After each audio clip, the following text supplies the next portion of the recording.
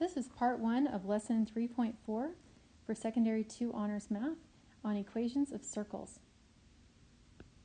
The first thing we're going to do is we're going to learn how to come up with the equation of the circle. So where did the equation come from?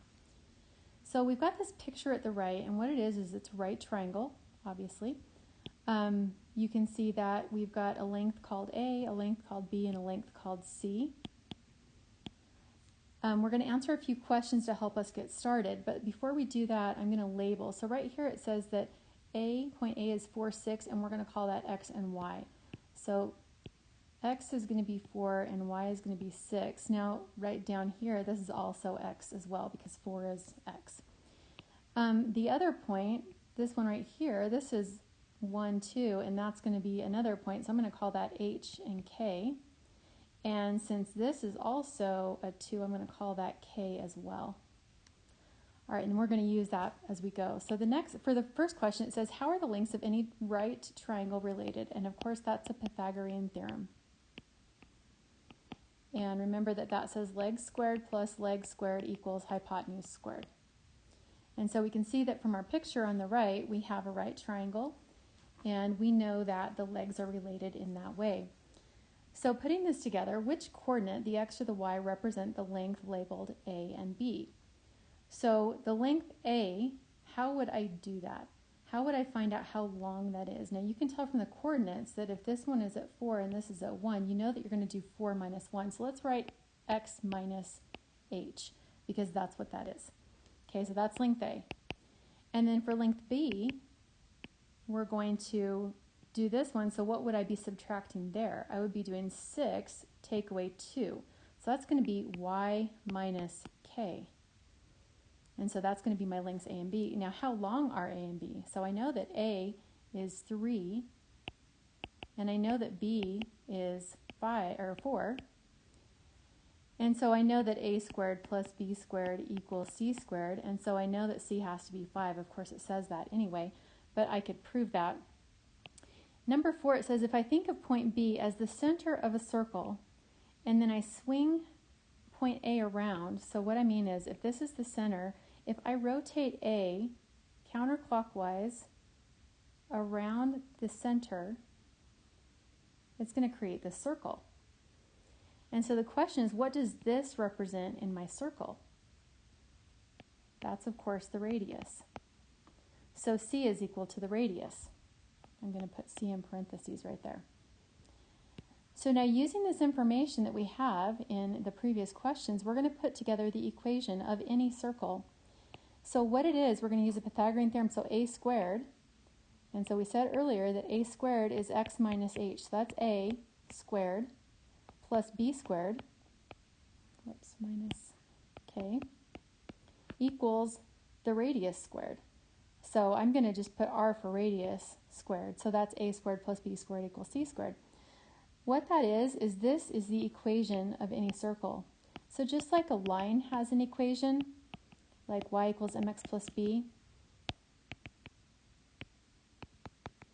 or an exponential equation has a format, circles also have a special equation, and that's what this is.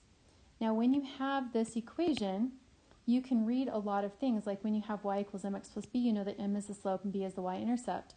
What these things tell us right here, what were h and k? So look back up at the picture. H and k were the center of my circle. So the center of your circle is h, k. Notice that the minus is part of the formula, and so if your center is at positive 5, it's going to say x minus 5.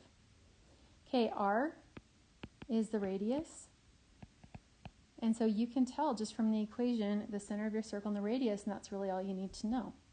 So let's practice using this. Number 1, use the information provided to write the equation of each circle. So the first one, the center is at 0, 0, so I'm going to do x minus 0 squared plus y minus 0 quantity squared equals 3 squared. Simplify. And that's the equation of a circle. That circle, if I was going to graph it, which we'll practice doing that too, if I was going to graph it, I would have a radius of 3.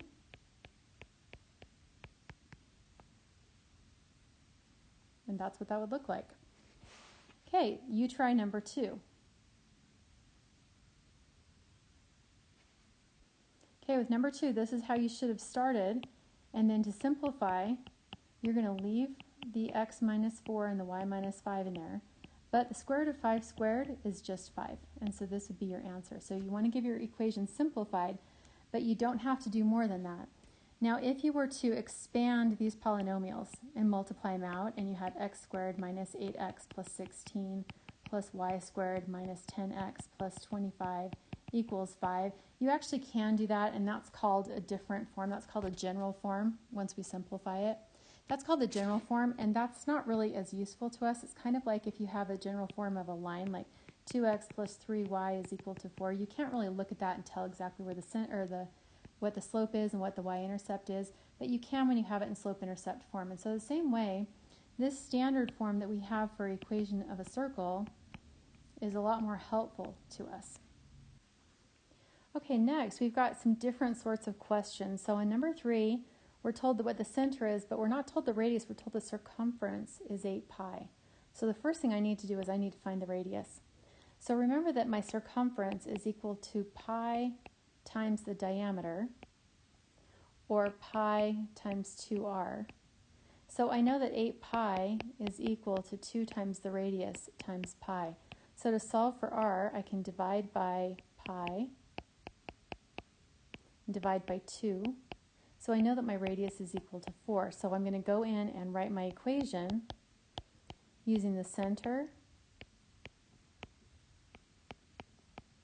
and then radius squared. Now when you write the equation of a circle, you'll notice that it's always a plus right there. If this would have been like a -3, -4, then you would have a +3 and +4. So what's inside is going to be opposite, because when you have x minus 3 being your center, that means x is equal to 3. Y minus 4 is your center, and so y is equal to 4. Whoops, 4. So that's going to be something that's consistent along all sorts of equations that we're going to work with. Okay, the next one, it says the center is at 1, 2. So I know what part of the equation is going to look like. But it says tangent to x equals 4. So I have to stop and think about what that means. So if I have a center at 1, 2, and it's tangent to the line x equals 4, that means that my radius has to be right there. So that's going to be my radius. Whoops, that's a really bad circle. So it's going to be like that. So what's my radius then? So I can use that to figure out what my radius is. So I'm going to go from 1 to 4. So my radius is equal to 3. And so that's how I would do that.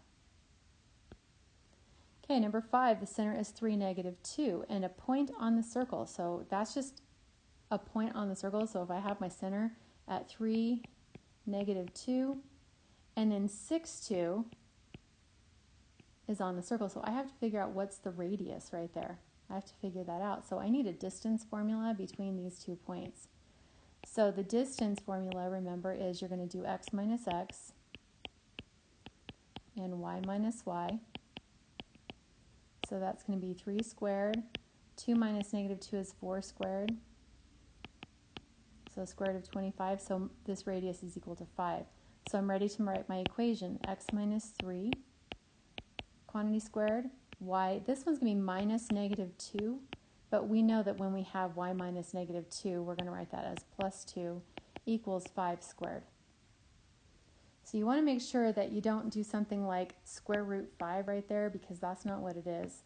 So stop and think about what is the length of the radius, and then you're going to square that number, and that's what goes right there. Okay, on the next part we have just some examples, and we're going to be graphing now. So it says identify the center and the radius of each. So you're going to write the center and you're going to write the radius. So for number 1, I can see that the radius is 4 because the square root of 16 is 4. The center is at the point +1, +2. If I look at number 2, I can see that the center is at -2, and then what does that mean right there? It's 0, and my radius is equal to 2. So when I go and graph these, I use that information. I put my center, and my radius is 4, so I'm going to make some markings here to help guide me as I'm trying to draw this circle. It's kind of hard to do freehand. If you have a compass and you want to use that, that would make it really look good, but otherwise do your best to make it a nice circle. And then in this next one, negative 2, 0, my radius is 2. So I just go like in all directions a length of 2 and then do my best to fit that together into a circle. Okay, go ahead and pause the video and you graph numbers 3 and 4. Okay, number 3, the center is at 0, positive 3. The radius is 7. So I didn't make that circle that good, but anyway, that's how that's going to look. And then number 4, this is what a center of 0, 0 looks like. You're going to have x squared plus y squared because you're not subtracting anything. And the radius is 10. I kind of find that the bigger the radius is, the harder it is to draw that circle freehand. But that's what that's going to look like. So you want to make sure that you can tell like where the center is, that that's been pointed out. So make sure you mark that. And then somebody should be able to look and tell exactly where the radius is because you've marked some points that are the radius. Okay, that's the end of the first part. Let's go to the second part of the lesson.